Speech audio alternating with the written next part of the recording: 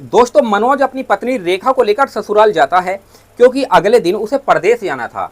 रेखा भी अपने पति मनोज से कह रही थी कि कल तुम चले जाओगे, इसलिए तुम 2-3 महीने के लिए मुझे मेरी मायके छोड़ के आ जाओ। मनोज राजी हो जाता है और वो अपनी पत्नी को लेकर ससुराल चला जाता है। वहाँ पर इनका शाम का खाना पीना होता है। तो मनोज अपनी पत्नी से कह रहा था कि कल तो मैं चला जाऊँगा, इसीलिए आज रात में तुम्हारे साथ बिताना चाहता हूँ। अब रेखा राजी हो जाती है। वो कहती है कि जब रात में लाइट चली जाएगी तो तुम मेरे कमरे में आ जाना। अब मनोज लाइट के जाने का इंतजार करने लगता है। जब रात में लगभग 11 या 12 बजे होंगे, लाइट चली जाती है। मनोज उठता है और रेखा के कमरे में पहुंच जाता है। उस कमरे में पूरा अंधेरा हो रहा होता है, लेकिन उसी कमरे में मनोज की जवान सास और उसकी बगल में उसकी पत्नी सो रही होती है। मनोज रात के अंधेरे में अपनी जवान सास और पत्नी में अंतर नहीं देख पाता है और वो जवान सास के पास जाकर लेट जाता है।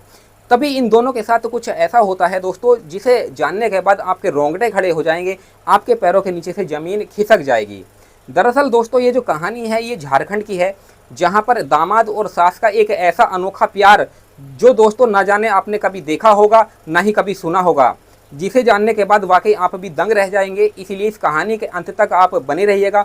और मेरी आप लोगों से एक रिक्वेस्ट है, अगर अभी तक आपने मेरे चैनल को सब्सक्राइब नहीं किया है तो चैनल को सब्सक्राइब कर लीजिएगा और वीडियो को लाइक कर दीजिएगा। बाकी दोस्तों, इस वीडियो की कमेंट में आप अपना नाम और अपनी सिटी का नाम जरूर लिखें, ताकि अगली वीडियो में हम आपके नामों की घोषणा करेंगे। धन्यवाद। दरअसल दोस्तों, ये कहानी झारखंड की है, जहाँ पर मनोज नाम का एक लड़का रहता था। मनोज की अभी नई नई शादी हुई थी, लगभग उसकी शादी को 6 महीने ही गुजरे थे। तो मनोज सोचता है कि वो बम्बई जाके पैसा कमाएगा, इसीलिए वो अपनी पत्नी से कहता है कि वो परदेश जाना चाहता है। तो उसकी पत्नी कहती है कि ठीक है, अगर तुम परदेश जाना चाहते हो तो बेशक चले जाओ, लेकिन तुम 2-3 महीने के लिए मुझे मेरी मायके छोड़ के आ जाओ, क्योंकि कई महीनों से मैं गई नहीं हूँ। मनोज अपनी पत्नी की बात सुनकर उसे अपनी ससुराल लेकर चला जाता है। वहाँ पर उसकी सास होती है और उसके ससुर होते हैं। ससुर के कारोबार की बात करें तो वो राजमिस्त्री थे, घर बनाने का काम किया करते थे। वो भी अक्सर बाहर रहते थे और कभी कभी घर आया करते थे। अब ये दोनों वहाँ पर पहुँच जाते हैं, दुआ सलाम होती है, नाश्ता पानी होता है। अब इन दोनों का शाम का खाना भी होता है। खाना खाने के बाद मनोज अपनी पत्नी से कहता है कि कल तो मैं चला जाऊँगा, लेकिन आज रात में तुम्हारे साथ बिताना चाहता हूँ। अब रेखा अपने पति से कहती है कि ठीक है, अगर तुम रात बिताना चाहते हो तो जब रात में लाइट चली जाएगी, जब तुम मेरे कमरे में आ जाना। अब रेखा की जो माँ थी वो अपनी बेटी से कह रही होती है कि बेटा, तुम काफ़ी दिनों के बाद आई हो, इसलिए आज मैं तुम्हारे साथ ही सोऊंगी, तुम्हारे कमरे में ही सो जाऊंगी, तुमसे ढेर सारी बातें करूंगी, तुमसे बहुत सारी बातें करने का मन है। तो रेखा जो है वो अपनी माँ की बात टाल नहीं पाती है और कहती है कि ठीक है माँ, लेकिन तुम 11 या 12 बजे तक तुम चली जाना। अब उसकी जो माँ थी वो कहती है कि ठीक है। अब रात हो जाती है। मनोज का बिस्तर आंगन में कर दिया जाता है। मनोज के ससुर वो अपने कमरे में लेटे हुए होते हैं। मनोज की जवान सास अपनी बेटी के कमरे में जाकर उसके पास लेट जाती है और उससे बातें करने लगती है। लगभग धीरे धीरे लगभग 11 या 12 बजे का समय हो जाता है। अचानक से लाइट चली जाती है। लाइट जाने के बाद जो मनोज की जवान सास थी वो वहीं पर सो जाती है। उसको पता ही नहीं लगता है कि उसको नींद कब आ गई। थोड़ी देर के बाद रेखा भी सो जाती है। उसको भी पता नहीं लगता है कि उसको भी नींद कब आ गई। लाइट जा चुकी थी। अब मनोज समझ चुका था कि लाइट चली गई है, अब उसको जाना चाहिए।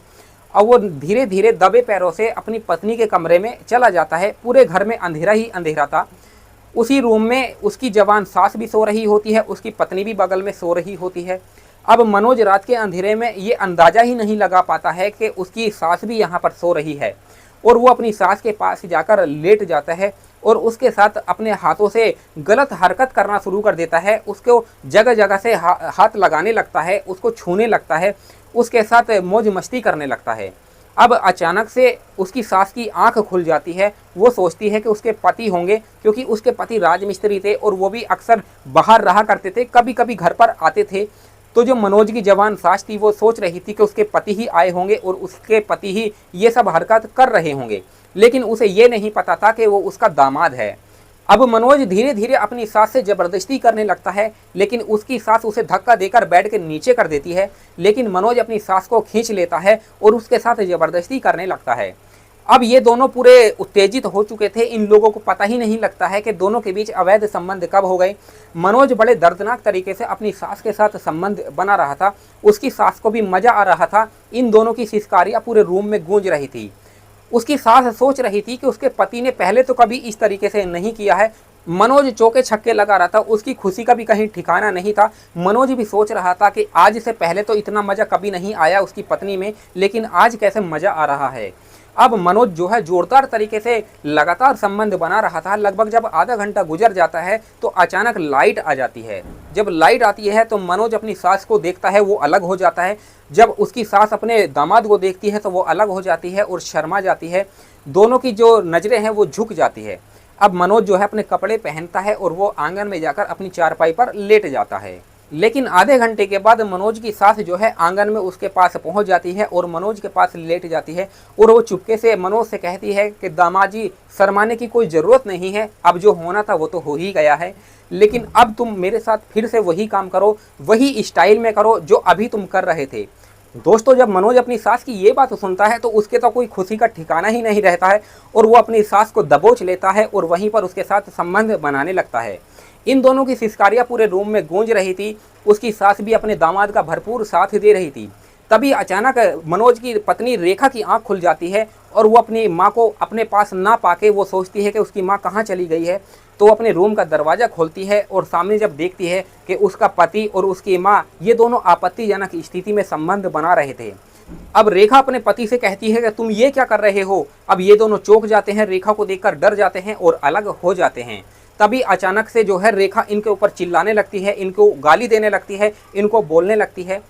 रेखा की आवाज़ सुनकर जो है उसके पापा भी वहाँ पर आ जाते हैं, यानी कि मनोज के ससुर भी वहाँ पर आ जाते हैं और वो भी इन दोनों को आपत्तिजनक स्थिति में देखकर आग बबूला हो जाते हैं। उनको भी गुस्सा आ जाता है।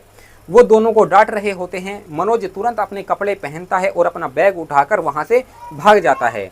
अब रेखा अपनी माँ को डांट रही थी, उसको गालियाँ दे रही थी। वो कह रही थी कि तुम मेरा घर बर्बाद कर रही हो, तुमने मुझे कहीं का नहीं छोड़ा है, तुमने मेरे पति के साथ अपना काला मुंह कर लिया है। वो इस तरह तरह की बातें कर रही थी। मनोज अपना सामान उठा के जो है स्टेशन पर चला जाता है, क्योंकि उसे तो बम्बई जाना था और स्टेशन पे ही वो सुबह होने का इंतज़ार करने लगता है, क्योंकि सुबह को उसकी ट्रेन थी। जब सुबह होती है तो वो ट्रेन पकड़ता है और बम्बई चला जाता है। बाकी दोस्तों, ये कहानी आपको कैसी लगी, इस कहानी से आपको क्या सीख मिली, आप हमें कमेंट में ज़रूर बताइएगा। बाकी इस समाज में अपराध इतने बढ़ रहे हैं, किसी का कोई पता नहीं है कि किसके दिमाग में क्या चल रहा है। इसीलिए जाने अनजाने में आप ऐसे व्यक्ति को अपने घर में ना घुसने दें जो अपराध कर सकता है, जो आपको नुकसान पहुंचाता है, जो आपके साथ गलत काम कर सकता है। इसीलिए दोस्तों, किसी के चेहरे पर लिखा नहीं होता है। बाकी दोस्तों, आप लोग सतर्क रहे। इस कहानी से मुझे आपको कोई परेशान करना या आपको कोई ठेस पहुंचाना नहीं था, बाकी आप लोगों को सचेत करना और आप लोगों को जागरूक करना था। चलिए दोस्तों, मिलते हैं फिर किसी और वीडियो में। तब तक आप अपना ख्याल रखें, अपने परिवार का ख्याल रखें। धन्यवाद।